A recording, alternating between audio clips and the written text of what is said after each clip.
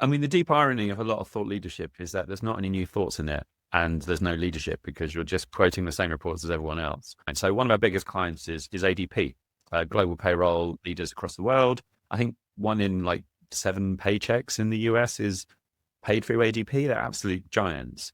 And they brought us in because they believe that payroll is like the most human connection between companies and their employees. You know, if you don't get the paycheck right, people are going to get angry pretty quickly.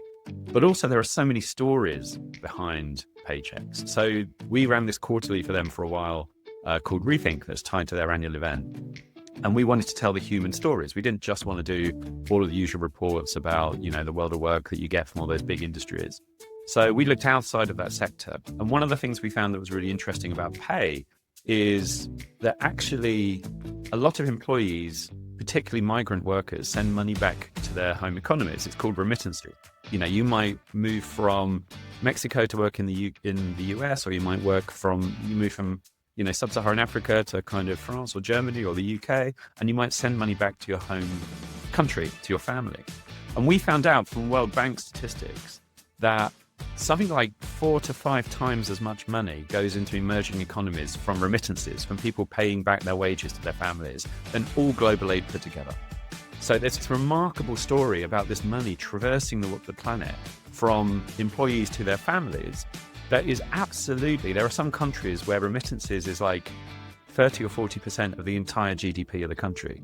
So there's this incredible amount of data about all of this money coming back. Now, if you're running payroll, you can make a really big difference to your employees because a lot of these remittances have to use very, very expensive transfer systems like Western Union and stuff because people are unbanked or because they can't kind of send foreign payments using their banks and stuff like that. So you could actually help your employees with that. So we just looked outside of that bubble of the payroll sector to look at something slightly different. In that case, you know, World Bank, I mean, we're talking about really serious statistics here. This wasn't a kind of, you know, dodgy internet site, but just taking statistics and stories from another sector and bringing it back into theirs made a really, really big difference to that story. And it was a story that we weren't seeing any of their competitors telling.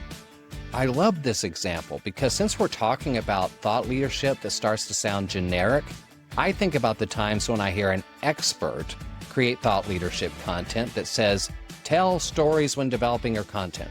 And that's it. No framework, guide, examples. You just, you know, if you want to stand out, tell stories, thank you and good night. And you might be sitting there going, okay, well, how? And by the way, that's a good question. And Matt has some answers. He says the first thing is to understand the difference between storytelling and story finding.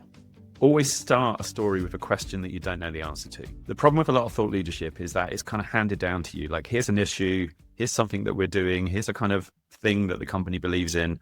We just need to get it out there. And so you're starting from a perspective where you know what you want to say and you're just repeating it. You're like a teacher reading from a book. And it's very hard to tell a compelling story. All compelling stories have a kind of momentum to them. They have a quest that kind of drives it, a search for knowledge in some way. So even within a framework like that, if you've been handed something down from your bosses saying, we need to tell a story about this, just spend a little bit of time thinking, what do I not understand about that? What's the thing that's confusing for me about this?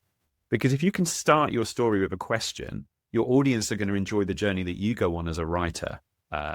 And so, you know, my English teacher used to say to me, if you found something boring to write, it's 100 times more boring to read. And I think that's really true. So if you go on a little journey and a quest, then actually people are going to go on that journey with you and they're going to find the story way more interesting. So that's our first tip, is start exploring that subject with a question. So we did that with that remittances story. Somebody mentioned remittances in a meeting with ADP. And we were like, what are these? We don't really know what they are. And then we went and found all this World Bank data, and suddenly we had a whole story unfolding in front of us. So always start with something you don't know the answer to. The second one is find your unusual experts. Most of the voices that you can speak to for a story are going to be C-suite level people in your business. They all want their voices in the story. They want to be the ones that are kind of featured in the think pieces in Financial Times or you know, whatever.